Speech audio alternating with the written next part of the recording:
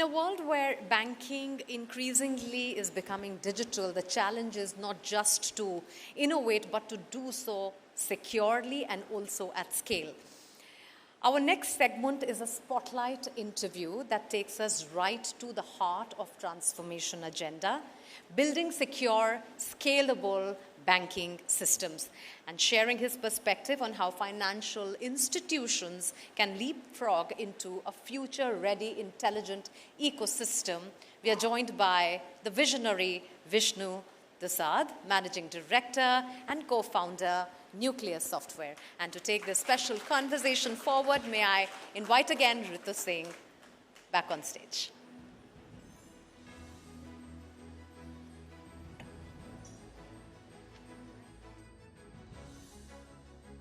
Thank you, Mugdha. Thank you, Mr. Dusad. Well, it's a pleasure to have you back here on stage with us at this third season of the Banking Transformation Summit. Let me start by asking two very used and abused words in banking, scalable and secure. Let's start by saying, sometimes do you think they can be at odds? And how well are banks really balancing this scalability and security at the same time? Banking is all about trust.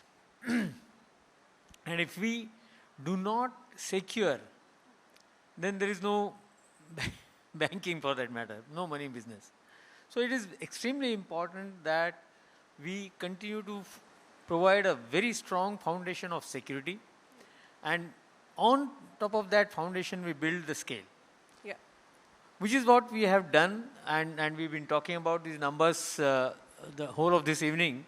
It is a matter of immense pride for us as a nation that we are transacting 20 billion transactions, 2,000 crore transactions in a month. Yeah. And that has been possible because of these fundamentals that we have in a way taken care of. And there is, of course, there is some scope for us to improve it further.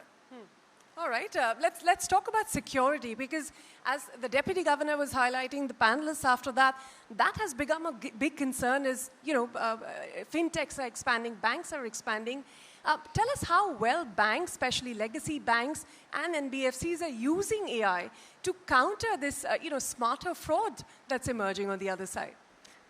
AI is just getting explored, I would say, and explored in a reasonable manner to identify the trends, the risky trends, not so risky trends, and then proactively go after those trends.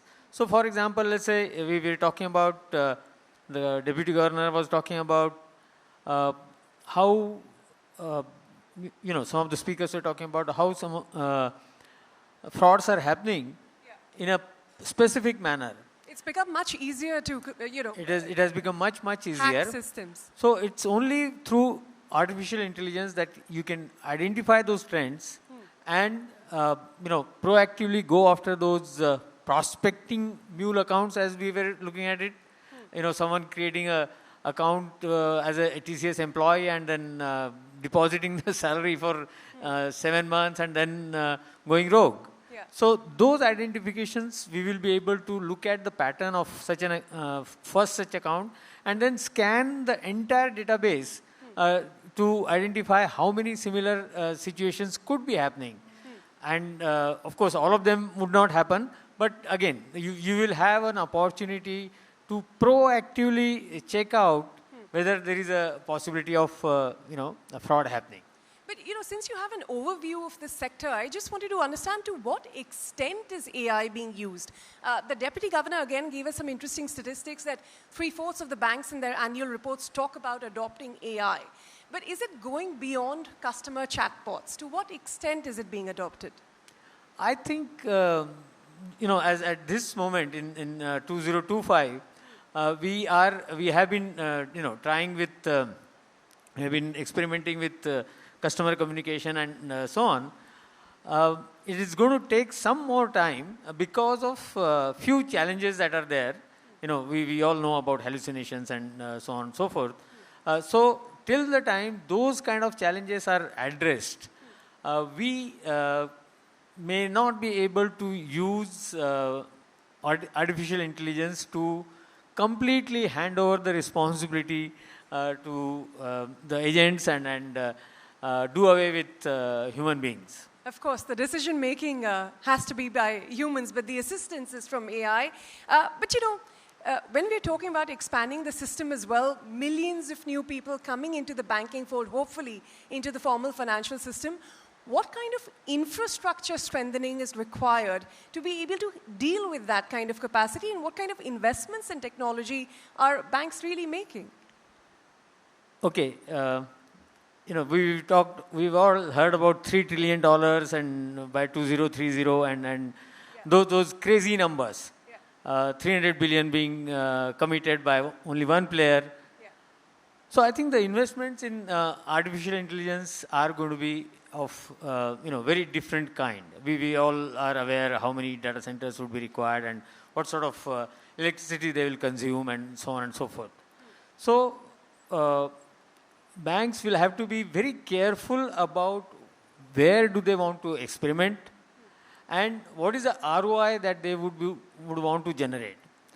And today, the way I look at it, and I could be excessively conservative about it, today I'm visualizing that it's going to take us in India 3 to 5 years before we can say that, okay, artificial intelligence has taken off in a substantial way. So investments are going to be substantial kind. Just the way we are going on cloud and then coming back on-premise, some of us. In a similar manner, we may experiment with AI on the large models.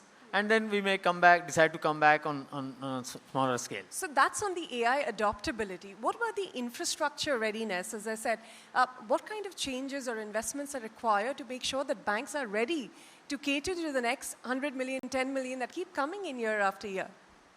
Okay. The way we will have to look at this is the new infrastructure will have to be very composable.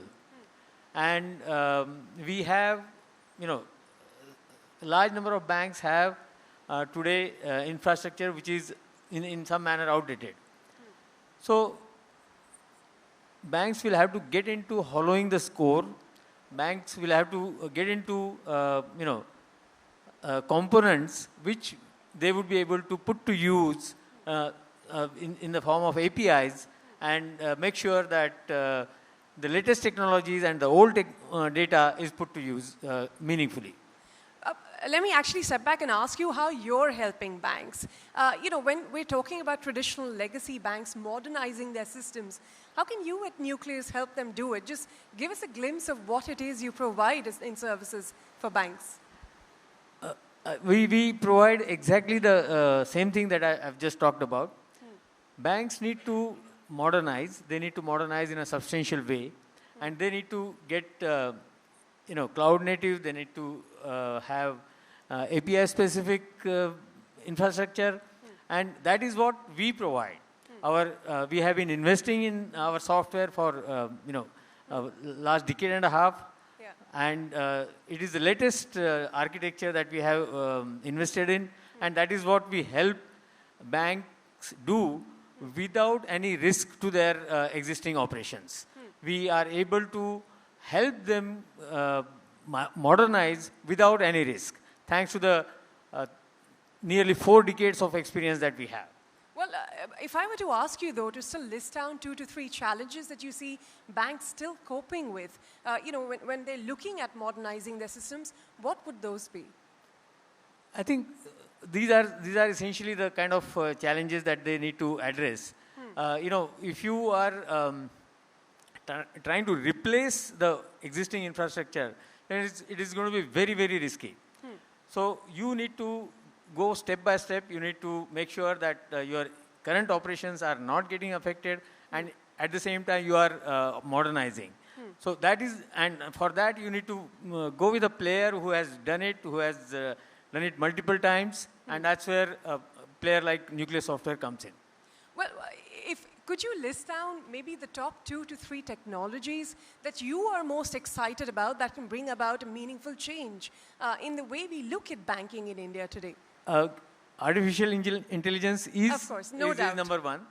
I think the reason I'm particularly excited about it is the hyper-personalization that is required by us in Bharat would be possible only through artificial intelligence. Okay.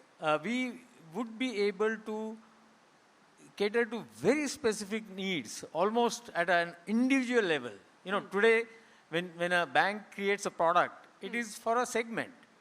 And segments are, you know, they would service, they would help you, but I may have a situation where instead of equated monthly installment, I may want to, I may be in a position to do equated daily installment. EDIs. EDI. Yeah. Instead of EMI, EDI. And that is where, you know, things like technologies like artificial intelligence are going to help. Okay. And it will be possible for us to go to the, you know, the bottom of the pyramid. You know, we're talking about at least 300 million people who have not been serviced. Yeah. And that is where these technologies would be of immense value. Well, on that note, Mr. Dusad, thank you so much for sharing your thoughts with us. It's been a pleasure speaking with you. Thank you so much. Thank you so much, Ritu. Thank you.